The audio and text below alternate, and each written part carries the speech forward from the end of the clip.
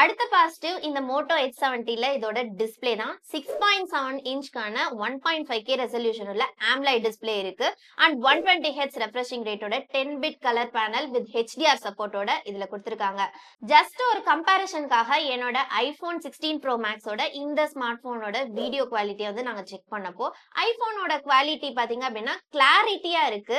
ஆனா இந்த H70யோட குவாலிட்டி வந்து சேச்சுரேஷன் லெவல்லாம் பூஸ்ட் அப் பண்ணி கலர்ஸ் எல்லாம் என்ஹான்ஸ் பண்ணி வீடியோ வந்து ரொம்பவே கலர்ஃபுல்லா காட்டுச்சு. என்னடா ஐபோனோட கம்பேர் பண்றேன்னு நினைக்காதீங்க. இந்த பட்ஜெட்டுக்கே சேச்சுரேஷன் லெவல்லாம் அட்ஜஸ்ட் பண்ணி கலர்ஸ் எல்லாம் நல்லா பூஸ்ட் அப் பண்ணி நல்ல ஒரு கிளாரிட்டியான ஒரு வீடியோவை இந்த டிஸ்ப்ளேல பார்க்க முடிஞ்சது. அவுட்டோர்ல யூஸ் பண்றதுக்குமே எந்த ஒரு பிரச்சனையுமே இல்ல. 4500 nits பீக் பிரைட்னஸ் இருக்கு. அது மட்டும் இல்லாம இதோட ப்ரொடெக்ஷனுக்கு கார்னிங் Gorilla Glass 7i கொடுத்திருக்காங்க.